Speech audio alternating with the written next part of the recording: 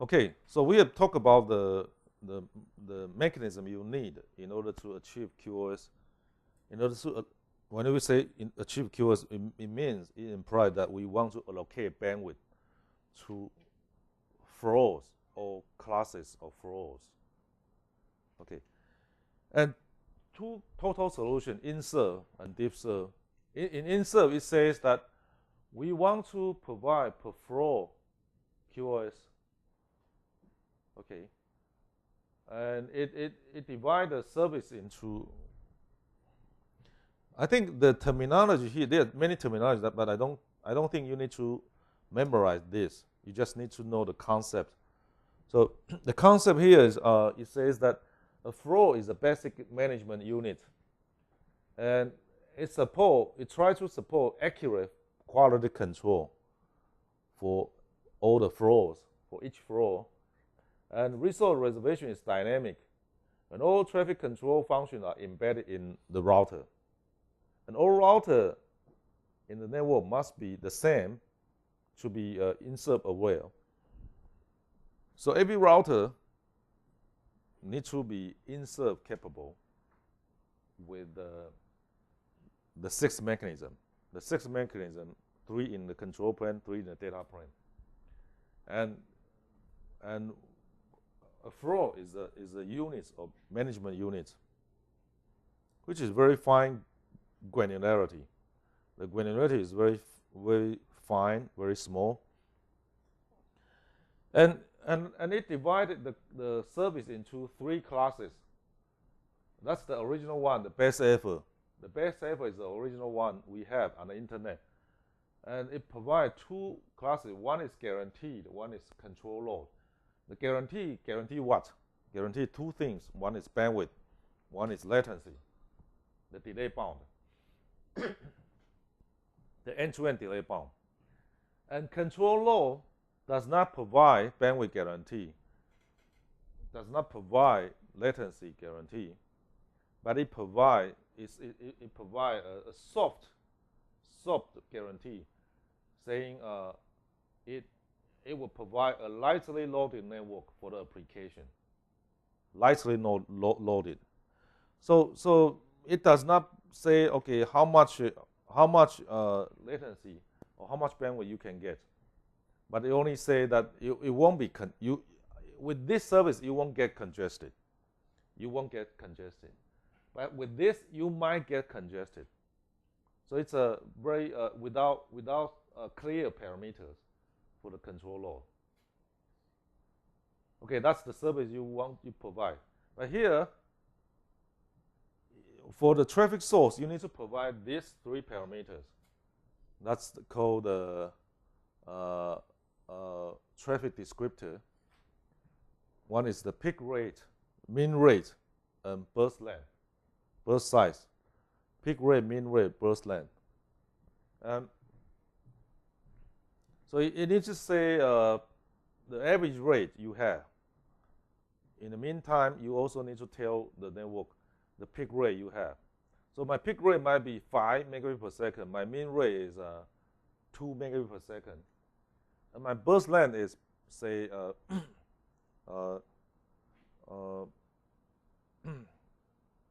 could be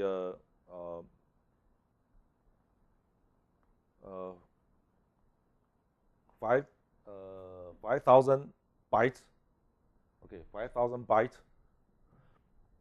Okay, so I need to describe my traffic in 3 parameters, and I need to choose whether I like to use a guarantee, controller, or best effort. So as a traffic source, I need to describe the traffic parameter and also which service type I want to get. And then what? There's a protocol called RSVP, which is reservation protocol. RSV stands for reservation, P stands for protocol. So reservation protocol says that the application will send the RSVP messages. The RSVP message will carry the traffic parameter, the 3 peak rate, mean rate, burst length, and also the service type in need. then the router here would then decide to accept or not, and then if accepted, then decide who will be the next router. It does QoS routing to find the path, with the abundant bandwidth. Okay. So through the path, it needs to reserve the bandwidth. Once automated, the router allocate bandwidth for that particular flow. So the bandwidth has been allocated by the routers through the path, along the path. It will be allocated. So the reservation is done by the protocol called RSVP. And once reserved, the data packet can start to flow. And so when this is a router, and when the packet arrives to the router in the output queue, of the router, it needs to be classified. The router will do a routing table lookup to decide which output queue the packet should go to, and then the packet will go to the output port. And here, at the output interface, it need to be classified. Here it's called identification, but it's a packet classification for this one, also called flow identification. Based on what? 5 tuples. I just mentioned 5 tuples, which are IP address and port number plus protocol ID. Based on this, you decide which flow it belongs to. Okay, it belongs to one of the queue here. And see, if I have 100 flows, I have 100 queue plus 1. That's the best effort queue. And then I do the scheduling here. And I might have another queue which is for the control load. For the guaranteed service, I need to put flow queue. But for the control load, here we have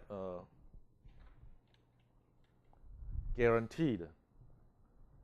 So we need flow queues here, and control load we need probably 1 queue for all flows, and then 1 queue for best effort. So many flow might be best effort, and then put all of the flows not without guarantee, then will be put into the best effort queue.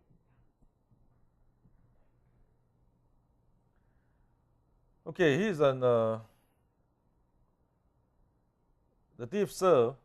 That's an insert. The diff serve says, okay, insert is too much. It is very common for a router with hundreds or hundreds of thousands of flows passing through it. Then you would have hundreds or thousands of queues in the packet, in the router. That's too many. So it says that instead of doing per flow control, you can do per class control. Per class control. It says that at the edge of the router, you should mark at the ingress router. You should mark the packet into a certain class. Into a certain class. Regardless of which flow it is, you should mark the packet into class. And then once it joins the core network, you will do per class classification, per class filter placing, per class scheduling. You will not do per flow control. You just do per class control. So at the edge router, ingress router, you need to do more. But in the core router, you do less. You do less control. I mean, you do coarse grain control, coarse granularity control. But in the edge, you do fine granularity control. So, in the IP packet, there's a field called type of service. It redefined the IP header. In the IP header, in chapter 4, we have seen there's a field called type of service. with the 8-bit, okay, this bit, and it says, okay, you redefine this 6-bit, which is called DSCP, differentiated service code point. So you have 6 bits. That's 2 to the order of 6. So you could have up to 64 classes. 64 classes. But in fact, they don't have so many classes. They call the class as behaviors. It actually is classes. You can have at most 64 classes. But in fact, they only have come up with 14 classes. 14 classes instead of 64. So in the core router, you would have per class queues. And how many classes you have? 14. So you have 14 class queues instead of thousands of flow queues. So 14 queues. That is the complexity is much reduced.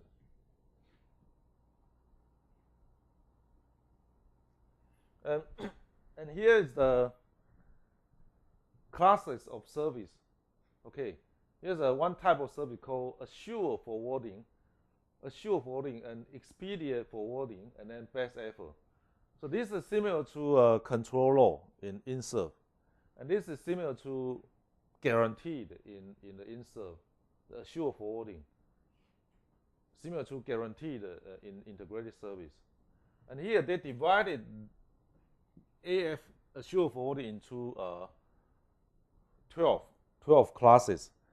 According to what? According to the latency, the priority in delay and latency. According to 4 delay priority classes and 3 loss priority classes. Drop means loss. So according to delay and loss priority, they further divide it into 12 classes. I'm sorry, the AF is similar to control load, but EF is similar to guaranteed. So there's only one class for guarantee, service. I mean, similar to guaranteed service in INSERV. So this is similar to guarantee, but this is similar to control law. But in INSERV, there's only one type of service in control law, but here they further divide it into 12 classes in the AF service according to delay and loss priorities. So you got 14 queues in a backbone router. So that's the backbone router. The backbone router would have a classifier and a scheduler, and the scheduler needs to schedule 14 queues. There are 14 queues to schedule from. And how about the edge router? The edge router would need to do more. It would have first of all a classifier, and this classifier is essentially a peripheral classifier, still a peripheral classifier for the edge router. And then it needs to be policed. The meter here is a policer to check, okay, are you really sending 3 megabits per second, or are you sending more? If you send 3 megabits per second, fine, you get in here. If you are sending more, some of your packet will be dropped. If you are sending more than 3 megabits per second, if 3 megabits per second is the allocation you declare, say the mean rate, you declare mean rate is 3 megabits per second, but you are sending more than that, you'll be dropped. Some of your packet will be dropped. Otherwise, you'll be here marked with the DSCP, which is this. The DSCP is this. The 6-bit code point.